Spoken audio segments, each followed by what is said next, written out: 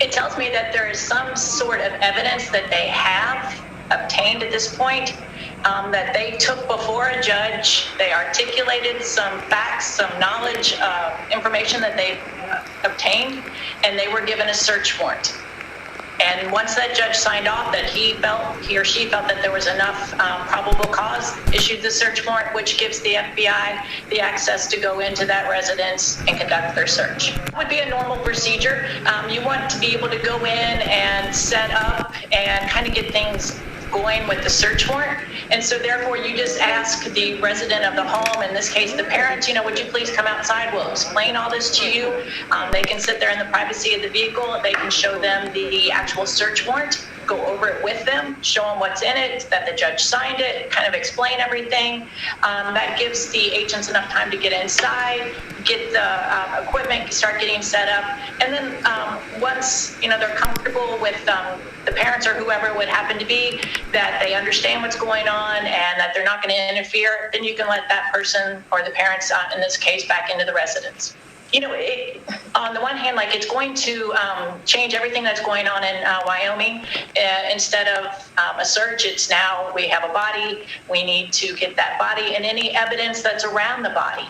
It's not just that particular body, but now you're looking in a particular area and you're kind of fanning out to see what else might be in that area. You're also working with anybody who's been in that area. You're looking for the video, any kind of CCTV, any kind of people in or near the area.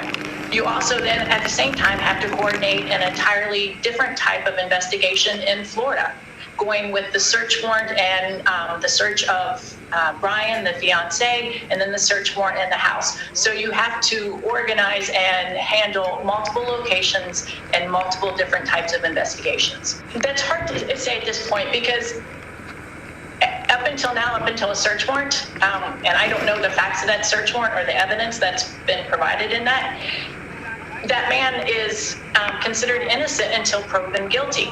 And previous to this search warrant, there was no known facts. Nothing had come up that indicated. You didn't have his, fingerprints on anything. You didn't have any kind of blood evidence, DNA evidence that could directly tie him to it.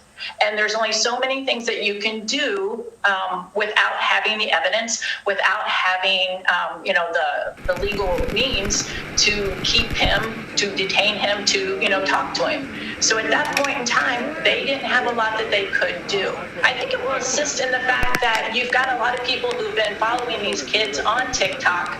And then you have people who were in those locations. So those folks say, hey, I saw him on this particular date. I saw him either getting along or I saw him not getting along, whatever the case may be.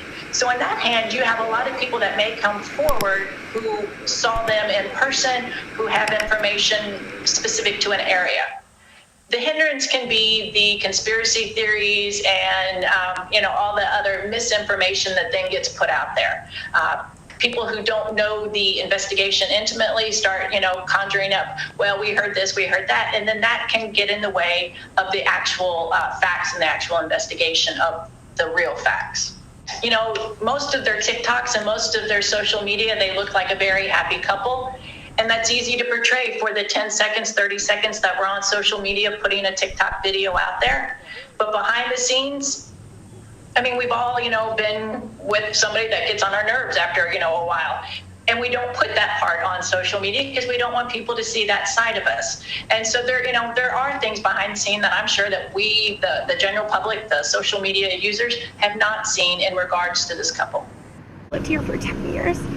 One of the amazing things about Northport is how we come together as a community when something like this happens. And even though we don't know Gabby, most people that have set this up don't know Gabby, they don't know her family.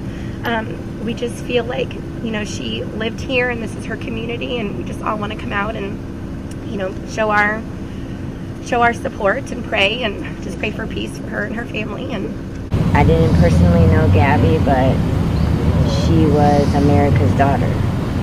So we were hoping for a better ending, of course.